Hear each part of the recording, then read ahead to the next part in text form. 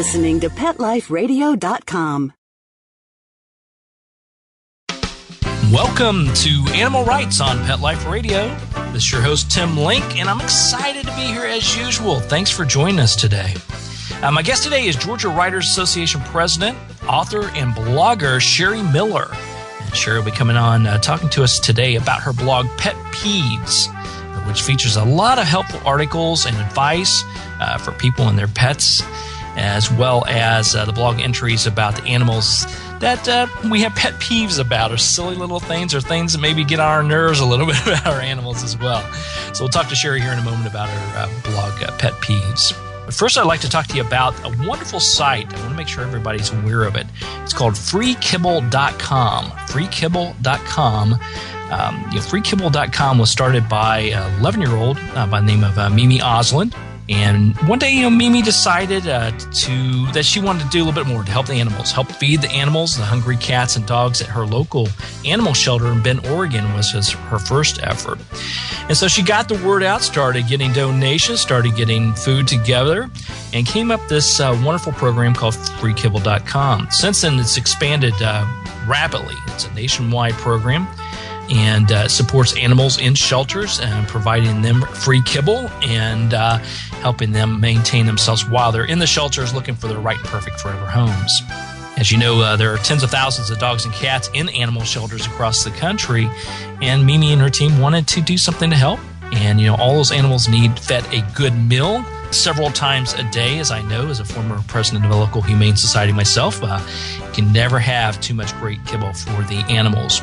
It's a fun site as well because you can go on the site on a daily basis and play games that you can choose to represent a particular shelter or rescue organization. You play games on there, and for every correct answer you get on these trivia type games, the freekibble.com will donate to your local shelter or your local rescue group that you are representing. So it's an exciting program. Freekibble.com was launched in April 2008. And their primary mission is to provide healthy, nutritious food to dogs and cats at shelters who are working so hard to get all those animals adopted, make sure they're fed so they don't go hungry. And, they need our help.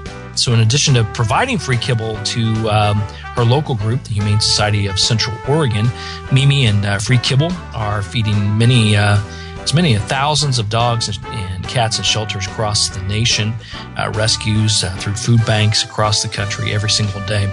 So it's a wonderful program. They've actually teamed up with Halo as well. So the Halo group is teaming up with them and providing kibble as well. So to find out more about it and to sign up for your local rescue or shelter and have fun playing the games and get those puppies and kitties fed, you can find out more information by going to freekibble.com. Or, as always, go to PetLifeRadio.com, click on the Animal Rights blog, and we'll have the website information there and a little bit more detail about FreeKibble.com. It's a great program. Mimi Osland doing great. Young girl doing fantastic work. So FreeKibble.com, so check it out. We'll be right back in just a moment. We're going to be talking to Cherie Miller right after these messages. You're listening to Animal Rights on Pet Life Radio. Sit. Stay. We'll be right back after a short pause. Well, 4 to be exact. Buster, you're telling me my dog food products can't go on your shelves? That's right. Didn't pass one of my Petco certified nutrition checklists. Sorry, Wayne. Who made these checklists? Geniuses. Very smart guys. Well, it's good enough for most grocery stores. Do you see cheese puffs on my shelves? Mayonnaise? Soda pop? No. That's because I ain't running no grocery store, Wayne. Your pets will get better nutrition, I guarantee it. Petco, where the healthy pets go. Enter the code LUCKY10, L-U-C-K-Y, the number 10, and get 10% off any order. No minimum at petco.com.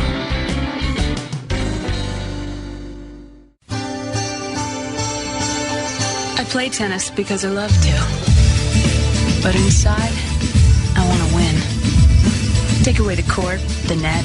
I might not be a player, but I'll always be a competitor. Lady Foot Locker understands that. Lady Foot Locker, the first to carry Adidas off-court shoes and the gear that goes with them. If you play your best, there's no regret. Lady Foot Locker, one place, every woman. Go to ladyfootlocker.com and enter the code AF AFANW1LF to get 10% off any order of $50 or more. Or enter the code AFANW2LF to get 15% off any order of $75 or more at LadyFootlocker.com. I don't make any decisions about who to hire without going to Angie's List first. You'll find reviews on home repair to healthcare, written by people just like you. With Angie's List, I know who to call, and I know the results will be fantastic. Angie's List, who you can trust. Go to angieslist.com/rights and get 25% off any subscription. That's angieslist.com/rights, WRITES.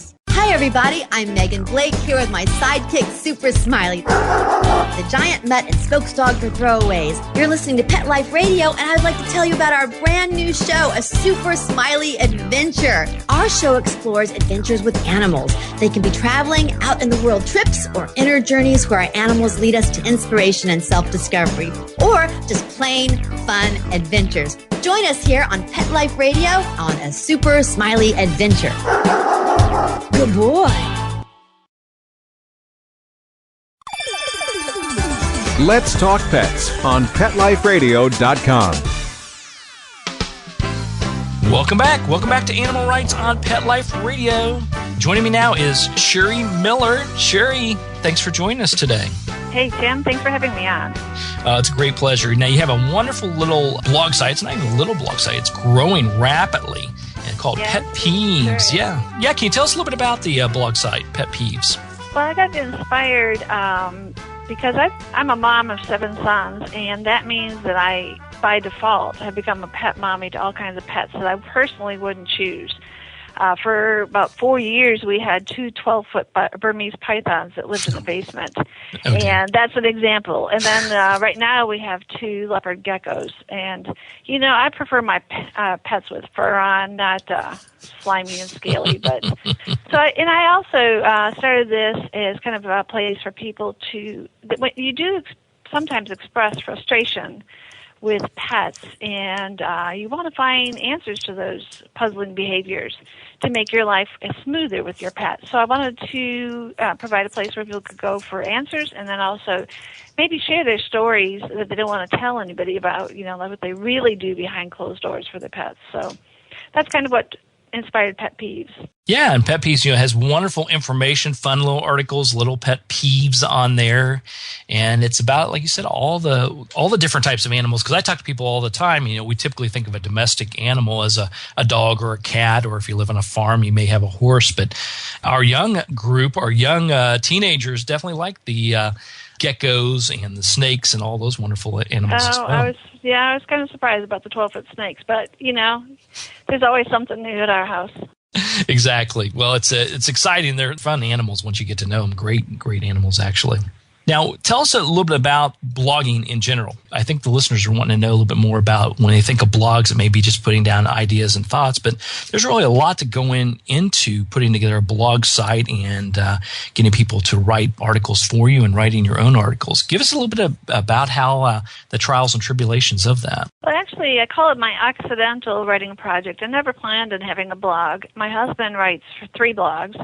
And I wanted to make his blogs more successful so he'd have a bigger audience. So I went to Hollis Gillespie's blog workshop about a year ago, and I was dutifully writing down all of the things he needed to do to make his blogs better, and I was going to go back and tell him about it. And then one night he was picking up our 17-year-old cat off of our bed and moving him to the other bedroom so that we could go to bed at night. And he said something like, why don't we move our biggest pet peeve, out of the bedroom? And for some reason, that was just an inspiration. Pet peeves would be a great title for what I was thinking of.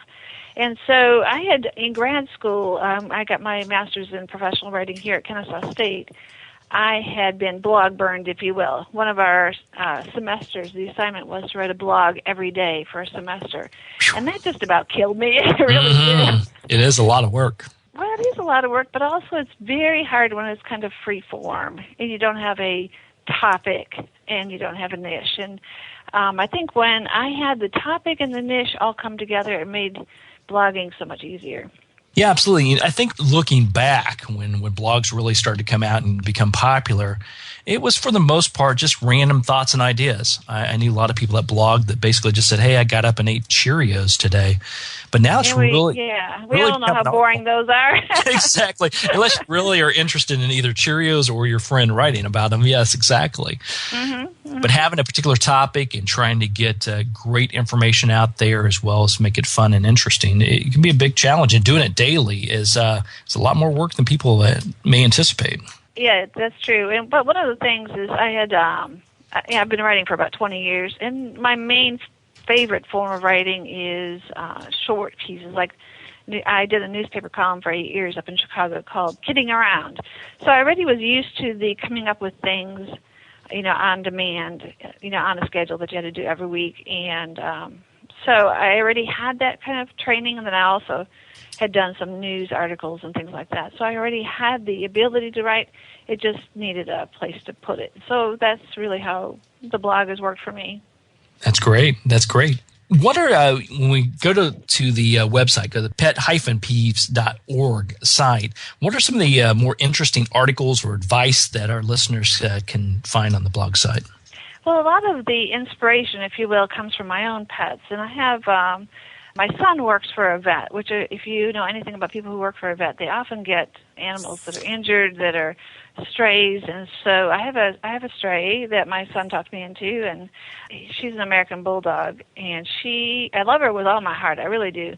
But she treats our new deck like a big chew toy. So, at first I thought it was a beaver because we live on Lake Alatoona, and I thought, is there a beaver coming up on our deck, chewing up this deck? And then one day I looked out the window, and there she was, kind of noshing on the support railings, and I thought, it's her, So I have articles that I have gone and maybe found an expert on a certain thing, or I've asked a guest blogger to write about that, or I've researched it and written an article myself. I have one on coming up in May. I've got a couple good ones coming up. Someone had written me and said that their 3 dogs used to get along really great, but then all of a sudden started squabbling and fighting. I can relate to that. My husband and I blended a family of 7 boys, and I had no idea that our dogs would never blend. But his golden retriever and my chow chow would fight to the death rather than get along. So that's a topic that's close to my heart. So if I could find a way to help people that are having that issue, because that is very distressing to have your dog siblings, if you will, trying to kill each other. So yeah, well, absolutely. I think a lot of times when people think that when they're getting together, they're getting married, they think about how can we live together, and then you couple that with adding 7 boys in the household. You think, well, how are we going to handle that? But then people often forget you got to get those animals used to each other. It's a whole new setup for them and a whole routine change for them as well. So they've got to get used to the situation. And they were older dogs. And I heard about one couple that actually lived in different houses until their dogs died because they could never get them to mesh. So it could be a big problem for a lot of people. Not a good way to start a relationship, that's for sure. No, separate houses are kind of expensive. So, and also another dog that we have is Maggie. So Lucille is the bulldog that we got this last year, and Maggie is a mutt that my son's girlfriend was at Kroger, and someone had a box full of puppies, and of course she thought our house just didn't have enough excitement, so she brought Maggie to our house, and I will say this is probably more my fault than her fault, but she loves to escape. She's just a Houdini, when it comes to getting away. And so once she's out, she loves the lake. So she loves to run down by the lake and swim. But once she's out, you cannot catch that dog. And, sometimes I'm running around the neighborhood chasing her because I'm afraid she's going to get hit by a car, And I'm muttering to myself, I have a master's degree. I should be able to make this dog, figure this dog out. But I have not figured it out yet. Once Maggie is loose, she decides when she comes in. So there's always a point in this process that she will just give up and sit and let you clip her leash on and bring her back home. But until she decides, there's just no way to get a hold of her. So those kind of issues I think people have to deal with, and it's great if I could find somebody to fix that one for me. But until then, I'll chase around the neighborhood. There you go. A lot of times they have selective hearings, what I say. Is that it? Yeah, especially they're like, they are like our children also. They know what buttons they can push and what they can get away with. So as long as they can get away with it a little bit, that's what they'll do. Well, if her fun hasn't finished up yet, she's just not coming in. So one day, my neighbor, I was in his backyard, asked if she was a hyena because of she's brindle colored, Mm-hmm. Maybe it's her wildness. I don't know what it is, but I said, no hyenas. We have other kind of pets, but no hyenas, just dogs. Of course, she's probably having a good time laughing at you as you're chasing her around the... yes. I had the same feeling. When I was younger, I worked in a professional show kennel for golden retrievers and malamutes, and I used to own a dog that was actually, believe it or not, champion in the United States, champion in Canada, and we had gone all the way through CDX training, if you know what that it means, from obedience. Right. And I had to chase him around the neighborhood, too. I don't know what it is about me and dogs. He was great in the ring. And outside of the ring, forget it, So. Right. Well, he knew when he was in the ring, he knew he had a specific job to do and stay focused on things. And when he was out and about, it was freedom. It's letting him run around like crazy. Yeah, it's always harder. It's always harder. As you know, I work with animals every single day, and I've got my plethora of animals that we have as our family here at the house. And the people I work with and the animals I work with tend to listen a lot better than my own animals. So I know. They know your soft spots. But I can remember, because we would often put in the paper when he won an award. That was my dog Marty. He was a schnauzer, actually. And you know how hard-headed they can be.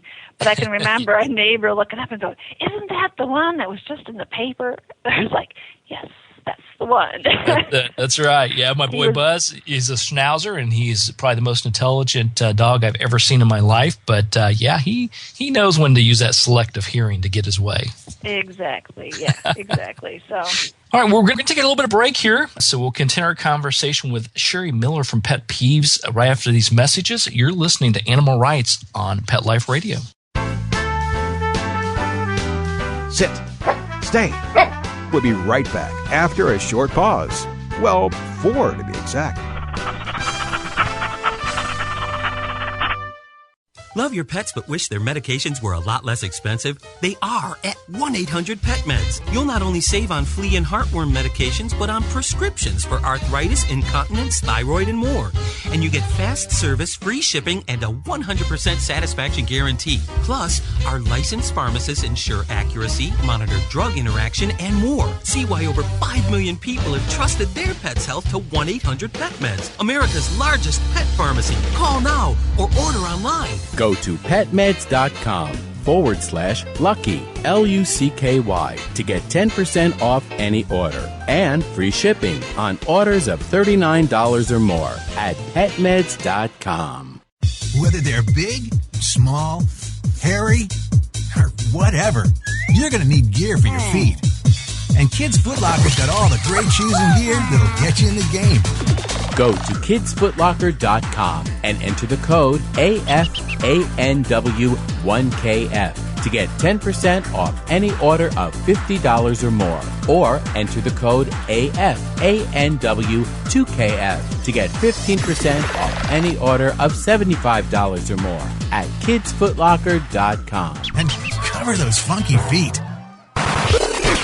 How would you like your business to reach out and invite in our audience? We have a brand new trademark concept called InfoSeeds. InfoSeeds are short 20-second seeds of information about your place of business, practice, or service. Is the best, most cost-effective way to invite us in. We only have a limited number of slots left. For more information, visit the website PetLifeRadio.com. Click on sponsorship information. There you can listen to a sample of InfoSeed. Remember, only a limited number of opportunities are available. When you're looking to add a pet into your life, consider adopting a homeless animal from your local shelter or rescue group. Whether you want a kitten, puppy, or a more mature pet, a purebred or a one-of-a-kind mixed breed, even a rabbit or hamster, your shelter has the best selection of animals anywhere, all screened for good health and behavior. PetLifeRadio.com presents Take Me Home with your host, Susan Daffron. Join us each week as we showcase wonderful pets, tell stories, and even throw some pet education into the mix. So get ready to find out why the pet adoption option can be a great way to add a furry companion into your life. Take Me Home every week on demand, only on PetLifeRadio.com.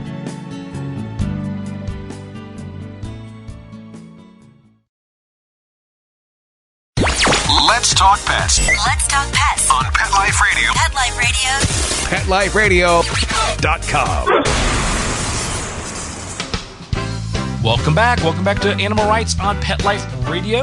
We're here with Cherie Miller, who is the Georgia Writers Association president. She's an author, and she's got a wonderful blog called Pet Peeves.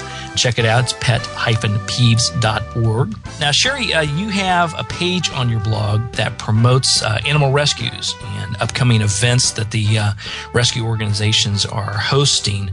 Tell us a little bit about that page and how can people submit information to that particular page? Well, I've done the blog for about a year, and as you said, it has gone. It's doing really well in terms of people having an audience and people coming to it. So I did some research on this last year, and I found two things that people really liked. Number one, they liked guest posters. In fact, the things that you've sent me, Tim, have been really popular. And the second thing that they liked is they liked to learn about upcoming events that were in their area. And kind of the rescue information kind of came out from my son, also the one that works at the vet. The vet there has a really soft heart for strays, and so they always have a couple of them around. And one of them was a Doberman that someone had brought in to be put to sleep because their owner couldn't take care of him anymore. And he was a young dog, so she convinced him to turn him over to her.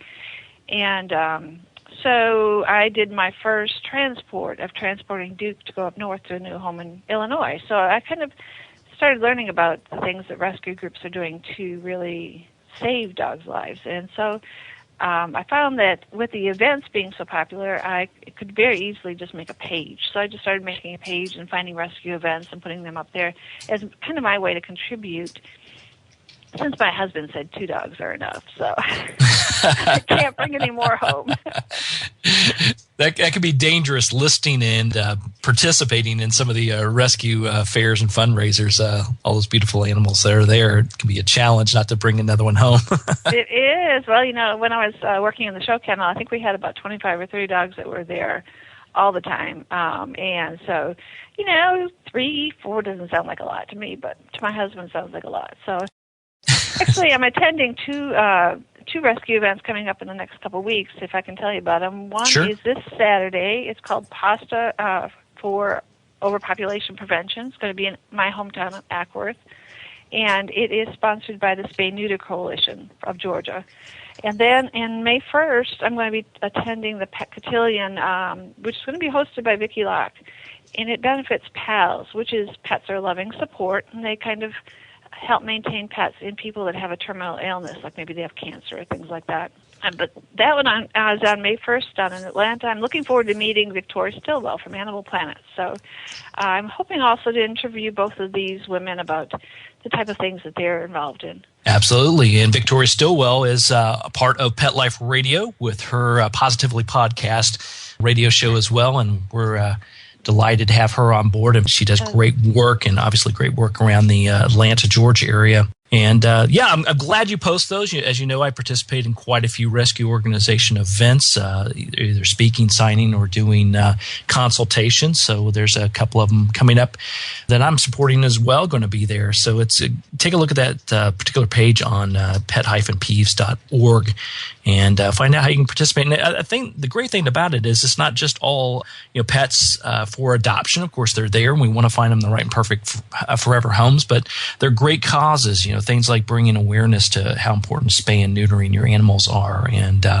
putting together programs that support cancer survivors and cancer victims, and even some with cancer within animals. And it's so these great groups. We applaud them every day for doing such wonderful work, and thank you for putting a page dedicated to them and all their wonderful efforts.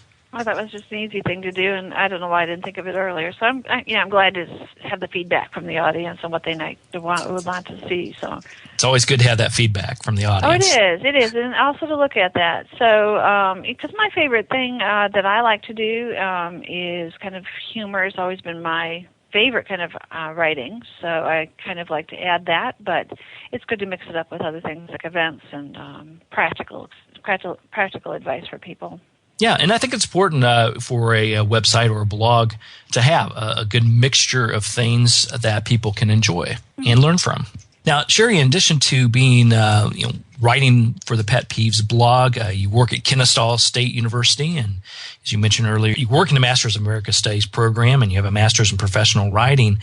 Tell us a little bit about how writing for a blog either helps support those areas, or how do those areas help support what you're doing with writing the Pet Peeves blog?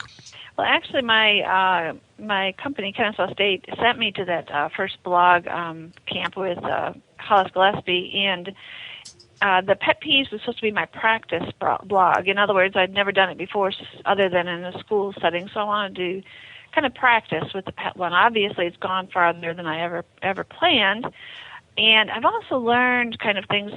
Content is a big job, in providing content that people really want to work to read is a lot of work. And so what I've done with the American Studies is kind of restricted it just to, let's say, a Facebook page and an internal listserv, because our audience is very, very small, and American Studies is such a broad category.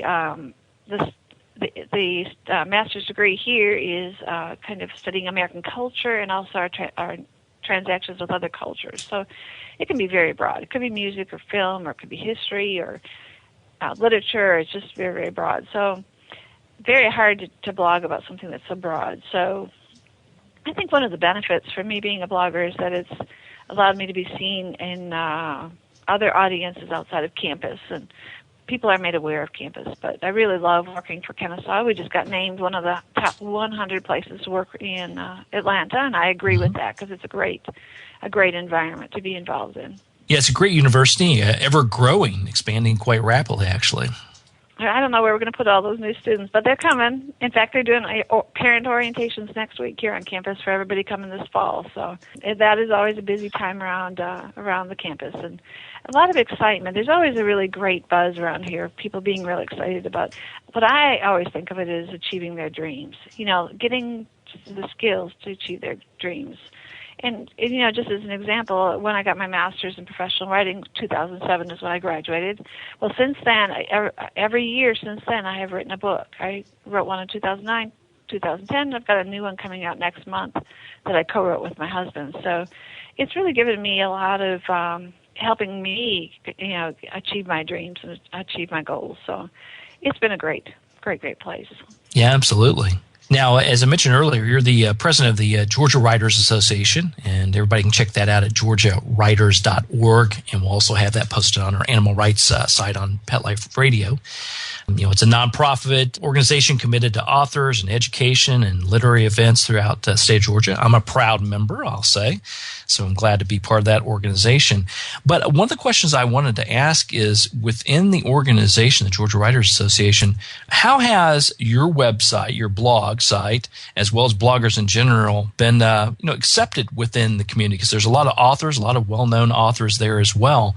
What's their viewpoint, or what's their take, do you think, on blogging compared to writing or publishing? Yeah, well, Georgia Writers has actually been around and given out the prestigious Georgia Author of the Year award since 48 years now. Wow. In a row. So I'm sure that the Georgia Writers itself has seen a morphing from, things that they hadn't even dreamed of for this 2011. So publishing itself is in such a flux. I mean, that's one of the reasons my husband Steve and I wrote the book, Sell More Books.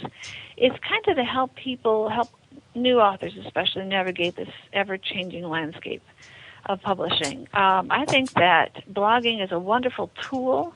I don't think it's for everybody. And, sometimes you read things that say that if you're an author and you write a book, you should blog about it. I don't think that's the best advice for everybody, because it is a time sucker. If you do a successful job, and if you have a topic that is just not able to sustain a 365-day a year blog, it would be very difficult. Just kind of like when my first semester of grad school, when they asked me to blog. So I think that it's a great place for authors who want to really explore a niche topic. And in the blogging world, you really stand or fall on your writing skills. If, you just really don't have a great way of putting things, people tend to just drift away and not read your stuff anymore. So the best thing is the more you write, the better you get. So blog if you feel the passion for the topic. I really, if you don't, if you have just a one-time book, like I wrote a book on Scrabble in 2009, I don't think I would ever go back to that. I don't think I would ever blog about that. So blogging is good, but not for everybody, I guess is what I would say. Yeah, absolutely. Well, what writers in general, we're humans, so there may be a particular topic that we're skilled at or enjoy writing about, or like me working with pets for a living, I write mostly about animals. But there's other interests I have, and a blog site's a great way to do that, whether it's, automotive maintenance or restoring a vintage car or baseball, whatever it is. A blog site can be as simple as that, and you're still giving great information, you're giving humor, you're giving education to the people. So I think they can really go hand in hand. So you don't always have to think of blogging as, okay, I've got a book on this particular topic, so now I've got to blog about it. Yeah, have your blogging. It does keep that writing skills fresh, and that's the key. It does, and I think Hollis Gillespie is an author that's well known here in Atlanta. She wrote a weekly column for Creative Loafing for a long time, and now she writes the back page of Atlanta Magazine. And I went to her blogging workshop at the last Georgia Writers Red Clay writing workshop, and she said blogging has really saved her bacon, if you will, in that a lot of our print, the venues where you can sell your writing have changed or closed or stopped buying as much writing. And so it does give you a place that you can still write and still, hopefully be paid for it if you put enough time into it. Yeah, absolutely. There are plenty of opportunities out there to get paid for your writing and writing articles. Blogging is definitely a route that'll lead to that as well. It's a little more challenging. Like you said, you have to navigate a little bit differently than in the past. But even though we've seen a lot of print media start to consolidate down or even end their print runs, they've expanded that to the internet. So there's plenty of online magazines and newspapers and things like that are still looking for great articles. Like I said, it's the ever-changing landscape of publishing. You just have to be flexible in your writing and see where you can have the most impact, I think. Exactly. Can't get stuck in the old school way of thinking. You got to really be flexible. I think it's a great way to put it. But of course, with my own family being, seven sons, a lot of my writing, like I said, was humorous. I get a lot of good source material from my own family. So, I'll give you an example. I have a blog post I wrote called "Why I Have Gray Hair," and it tells about when I had to call our pediatrician for advice because our son got bit by his Burmese python and the rat he was going to feed it simultaneously. Yeah, I know. I bet the pediatrician thought I was joking, but I wasn't. And so a lot of the things that we can write about are just coming from our own life, and that's I think if you have a really rich life and you know a lot of people and have a lot of things going on, it gives you a lot more material, if you will. Yeah, absolutely. And a dog or two. I could probably add one more. I'd probably add more. That's right. That's right. A little plug there, and never have too many of them. A little tiny one. Yeah. Won't take up much room. Doesn't eat much. That's I think true. Your husband hears this, he's going to roll his eyes. I know. Well, the difficulty is he does have allergies to dogs, so he's being very, very... And cats. Dogs and cats. And what do we have? We have 2 dogs and a cat. So he's very patient with us. So... Well, we know there's plenty of hypoallergenic dogs and cats out there, and if you need to know which ones, I've written plenty of articles about that, so we can definitely hook them up. Lovely. So no excuses, no excuses. Whose side are you on, Always on the side of the animals, that's it. Mm-hmm. I know. They all need a home, don't they? They definitely do. Well, Cherie, thanks for coming on board with us today. To find out more about Cherie Miller and to read all of the interesting articles and advice, the fun, the humor, everything that's posted on the Pet Peeves blog, visit the Pet Peeves site, which is pet-peeves.org, pet-peeves.org. Or you can always go to Animal Rights on petliferadio.com, and we'll have everything posted there as well. Cherie, thanks for coming on board to visit with us today. Thanks for coming on Animal Rights on Pet Life Radio. Hey, Tim, thanks for calling, and send me your best stuff, because like I said, everybody really loves the stuff that you write. So. I appreciate that. We'll keep it posted, and we'll see if we can send you some more stuff. Oh, thanks, Tim. All right, well, we're coming to the end of the show today, so I'd like to thank everybody for listening to Animal Rights on Pet Life Radio. I'd also like to thank Cherie Miller once again for being on the show today. Thanks to our sponsors and producers for putting on a great show and making everything possible. We do really appreciate it. To find out more about me, Tim Link, and other guests I've interviewed or will be interviewing on the Animal Rights Show, and read these stories and blogs that I have posted, please visit Pet Life Radio. That's petliferadio.com. Click on the Animal Rights icon and read the blogs and download the interviews. Definitely, there's a lot of great stuff on there. And while you're at it, be sure to check out all the other hosts and shows that we have on petliferadio.com. There's a topic and a host for just about everybody, so it's a great website, petliferadio.com. If you have any questions, comments, or ideas for this show, the Animal Rights Show, please email me at tim@petliferadio.com. It's tim@petliferadio.com. And I'll be glad to answer any questions you've got, entertain any comments, and see if we can get who you want to hear the most on the show. So until next time, write a great story about the animals in your life and share it in a blog, article, or in a book. And who knows, you may be the next guest on Animal Rights on Pet Life Radio. Have a great day. Let's Talk Pets, every week on demand, only on PetLifeRadio.com.